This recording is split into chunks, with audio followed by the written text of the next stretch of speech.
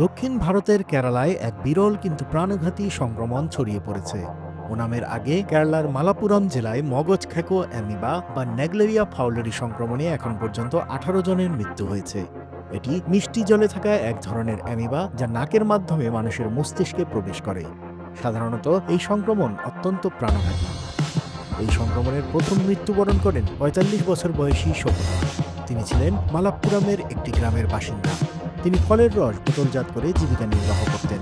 কয়েকদিন আগে মাথা ঘোরা এবং উচ্চ রক্তচাপের সমস্যা দেখা দেয়। হঠাৎ জ্বর, ভয়ঙ্কর কাঁপুনি ও শরীরের অস্বস্তি বেড়ে গেলে পরিবার তাকে হাসপাতালে নিয়ে যায়। ৫ সেপ্টেম্বর ওনামের দিনই শকুনার মৃত্যু হয়। এই সংক্রমণকে বৈজ্ঞানিকভাবে বলা হয় প্রাইমারি অ্যামিওবিক মেনিনজিওর এনসেফ্যালাইটিস বা PAM। মিষ্টি জল যেমন পুকুর, কুয়া বা সাঁতারের পুলে থাকা অ্যামিবা নাকের মাধ্যমে মস্তিষ্কে প্রবেশ করে এবং দ্রুত মস্তিষ্কের কোষে আঘাত করে। সংক্রমণ এতটাই বিরল যে অনেক ডাক্তার জীবনে একবারও এর চিকিৎসা দেখার সুযোগ পান না। বিশ্বের অন্য কোথাও এই ধরনের সংক্রমণ খুবই বিরল। ১৯৬২ সাল থেকে বিশ্বের মাত্র ৪৮৮ জন আক্রান্ত হয়েছেন, যার ৯৫% মারা গেছেন। কেরালায় ২০১৬ সাল থেকে রোগটি চিহ্নিত হচ্ছে। এক বছরে ৭০ জন আক্রান্ত এবং ১৯ জনের মৃত্যু হয়েছে। তবে আধুনিক পরীক্ষাগার এবং প্রাথমিক পর্যায়ে চিকিৎসা শুরু হয়, বেঁচে যাওয়ার হার বাড়ছে। কেরালার উষ্ণ জলাশয় ও পুকুরই মূল ঝুঁকির উৎস। সংক্রমণ ঘটে পুকুরে সাঁতার কাটার সময়, পুকুরের পানি নাক দিয়ে টানার সময় বা ধর্মীয় আচার অনুষ্ঠানে। প্রায় ৫৫ লক্ষ কুয়া ও ৫৫,০০০ পুকুরের মাধ্যমে রাজ্যের মানুষ প্রতিদিনের পানি সংগ্রহ করেন। তাই সংক্রমণের ঝুঁকি অনেক বেশি। স্থানীয় সরকার ইতিমধ্যেই ২৭ লক্ষ কুয়া ক্লোরিন দিয়ে পরিষ্কার করার উদ্যোগ নিয়েছে।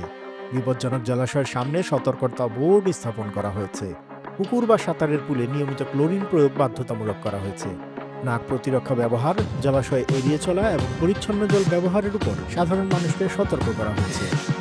বিশেষজ্ঞরা বলছেন, জলবায়ু পরিবর্তনের কারণে সংক্রমণের ঝুঁকি আরও বাড়ছে। গ্রীষ্ম এবং গরম জল অ্যামিবাকে বেঁচে থাকার সুযোগ দেয়।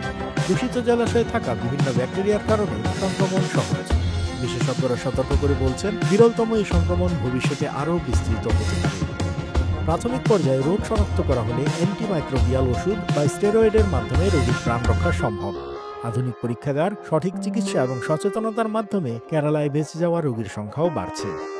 কেরালার এই সংক্রমণ শুধু স্থানীয় সমস্যা নয়, বরং অন্যান্য রাজ্য এবং দেশের জন্য সতর্কবার্তা। নিরাপদ জল ব্যবহার, সচেতনতা এবং নিয়মিত ক্লোরিনিংই একমাত্র কার্যকর প্রতিকার। আন্তর্জাতিক অঙ্গনের সব খবর, আপডেট ও বিশ্লেষণ জানতে সাবস্ক্রাইব করুন বাংলা প্রো ইউটিউব চ্যানেল। একই সঙ্গে লাইক, কমেন্ট করে সংযুক্ত থাকুন বাংলা প্রো ফেসবুক, ইনস্টাগ্রাম ও টিকটকে।